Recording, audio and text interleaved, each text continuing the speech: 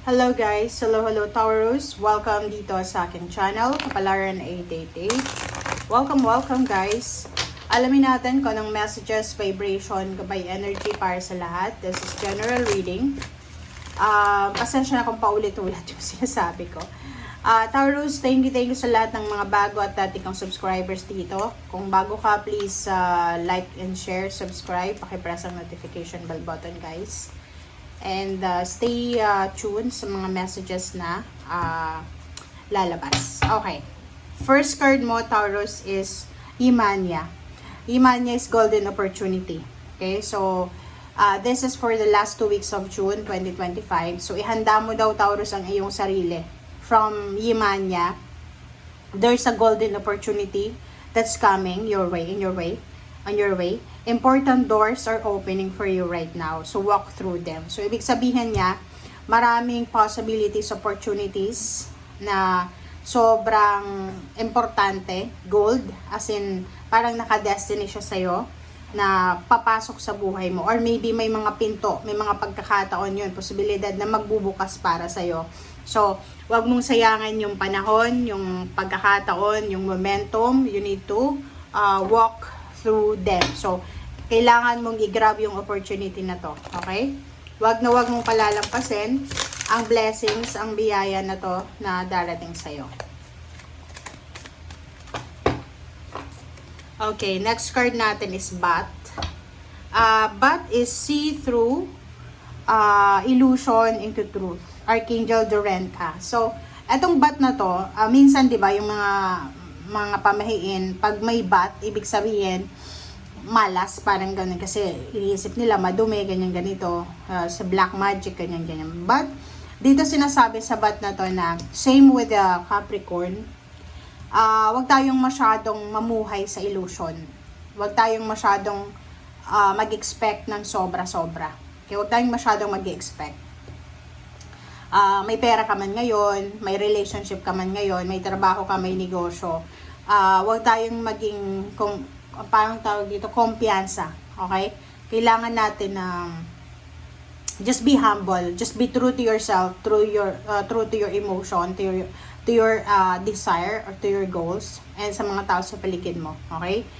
Kasi yung bat na yan ay nagsasabi na baka marami kang mga unrealistic goals, unrealistic na hangarin sa buhay, desires na kailangan mong i-let go. Kasi yun na nga, sinasabi na huwag tayong mamuhay sa ilusyon.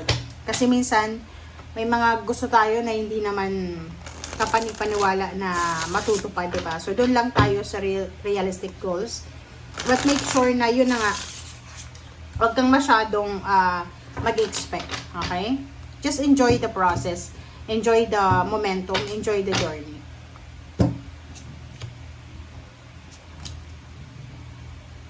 Okay, the Sun, Knight of Swords, the Moon, Page of Pentacles. Alright, so, I hope nakikita nyo guys. Pasensya na kung hindi pantay-pantay yung cards natin. Okay, so first card mo dito ay meron kang the Sign and Knight of Swords. There's a good news. So for the 3rd week of June, sinasabi ng Baraka sa'yo na posibleng makatanggap ka ng isang balita, napakagandang balita na pwedeng magdala sa'yo ng sobrang happiness, contentment, and accomplishment. So this news is all about job, all about relationship, all about family, all about money, all about success. Maybe nag-a-apply ka ng trabaho and then yun, pwedeng sa 3rd week of June ay makatanggap ka ng confirmation na you are hired and you're accepted. The Moon and Page of Pentacles and 8 of Pentacles. Pakicomment sa comment section if you resonated. Makinig tayo sa sinasabi ng ating intuition, especially doon sa mga Taurus na may mga financial problems. Kasi nakikita ko sa'yo dito yung damon eh. Yung damon is meron kang mga shadow moments sa buhay mo. Siguro sa labas, like for example, pag may kausap ka, kahit sa pamilya mo, never nila na napapansin or nararamdaman na malungkot ka. Never nila. Like for example, yung parents mo, yung siblings mo, never nila napapansin or nararamdaman na you're suffering.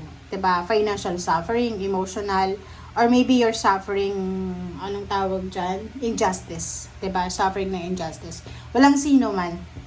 Maybe you're suffering from depression or anxiety, pero walang mga tao sa paligid mo na nakakapansin nito. So yun nga, nakikita ko may shadow moment ka. Maraming pumapasok sa isip mo, lalo sa gabi, hindi ka masyadong makatulog. Maybe pumayat ka na, or maybe tumaba ka dahil sa sobrang depression and anxiety, kain ka ng kain, sa stress.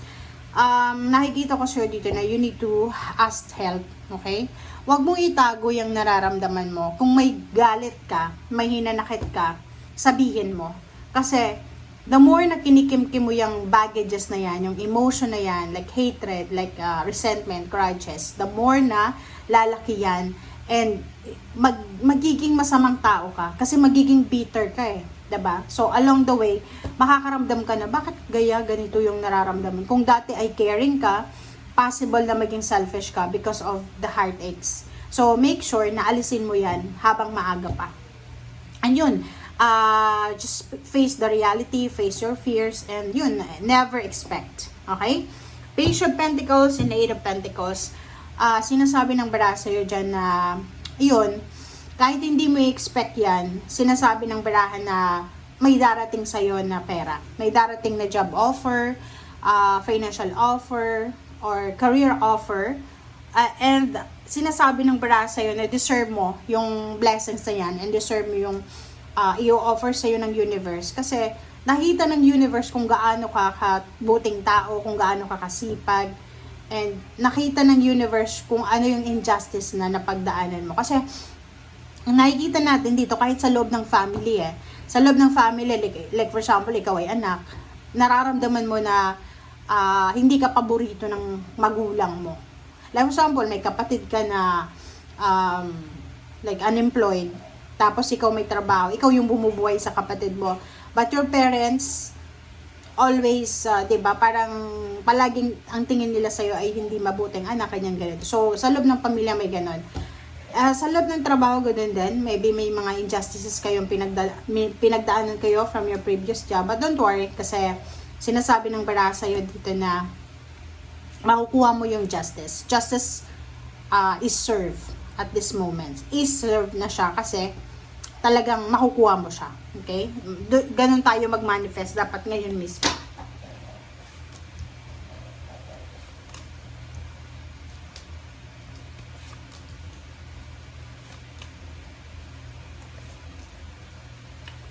Okay, and sa ilalim mo dito is 8 of Cups and 5 of Cups and 7 of Wands, di ba? So, sinasabi sa'yo, Taurus ng barahan na stay away from drama, stay away from negativity and toxicity. Di ba parang mayroon na kasabihan or talagang meron na nangyayari sa mundo na yung pamilya natin, hindi, kumbaga, tayo yung pumili nun Bago pa tayo, kumbaga, isinilang, bago pa tayo naging fetus or naging tao, bago tayo pumasok sa katawan na meron ka sa ngayon, ikaw yung pumili niyan diba? Ng parents mo, ikaw yung pumili ng destiny mo. So, kumbaga, kung ano man ang nangyayari sa buhay mo sa ngayon, just think of it na ano yan sa'yo It's lesson learned, or may lesson ka na kailangan matutunan dito sa mundong ibabaw. Huwag mong iisipin na ikaw na yung pinakamahirap, nakakaawa, kasi may mas nakakaawa pa sa atin, okay? So yun, Ace of Pentacles and then 5 of Swords.